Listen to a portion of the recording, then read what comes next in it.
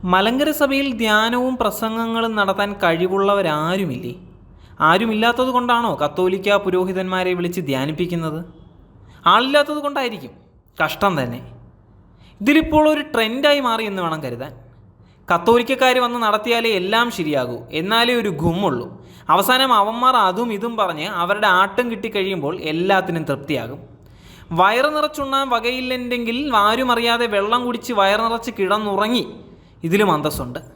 കണ്ടിടത്തെല്ലാം ധ്യാനഗുരുവുണ്ടോ എന്ന് ചോദിച്ചിരന്ന് നടക്കാതെ ഉള്ളതുകൊണ്ട് തൃപ്തിപ്പെടുന്നതല്ലേ ആരോഗ്യത്തിന് നല്ലത്.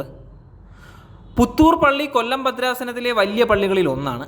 മിക്കവാറും എല്ലാ സഭാ മാനേജിംഗ് കമ്മിറ്റികളിലും മാറിയും തിരിഞ്ഞും ആരെങ്കിലുമൊക്കെ അംഗങ്ങളായിരിക്കും.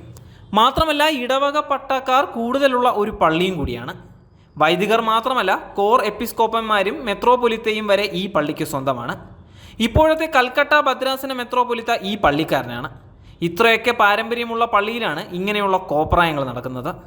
പട്ടിണിയാണെങ്കിലും വയറ് മുറുക്കി കൊടുക്കണം. മലങ്കര സഭയിൽ ധ്യാനിപ്പിക്കാൻ കഴിവുള്ള എണ്ണിയാലൊടുങ്ങാത്ത ആളുകളുണ്ട്, വൈദികരുമുണ്ട്. അവരെ ഒന്നും കിട്ടാഞ്ഞിട്ടായിരിക്കും ഇവരെയൊക്കെ തേടിപ്പോയത്. കഷ്ടം തന്നെ.